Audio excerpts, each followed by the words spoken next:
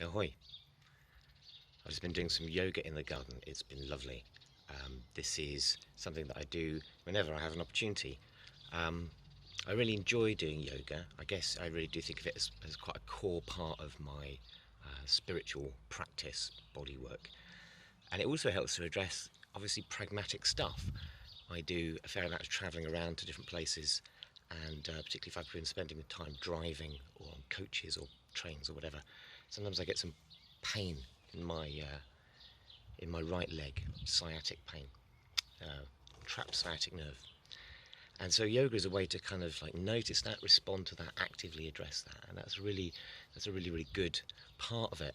And I suppose it also throws up this kind of bigger thing about how, when we talk about magic, we have this, some people have this sort of imagined notion that the magician, particularly the accomplished magician, the experienced magician, will be somebody who will be, somehow without suffering, they'll be fine, everything will be great in their life.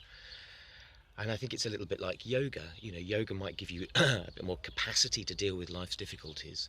It's certainly a way of addressing problems that happen, but simply doing yoga doesn't protect you from the vicissitudes of life. There might be supportive functions in this practice, in terms of your breathing, your digestion, and all that sort of stuff, but you can still fall under a bus and be hurt, and then need the yoga to help build you back up, and to have that resource, to have that skill to use in that context, I think is really good.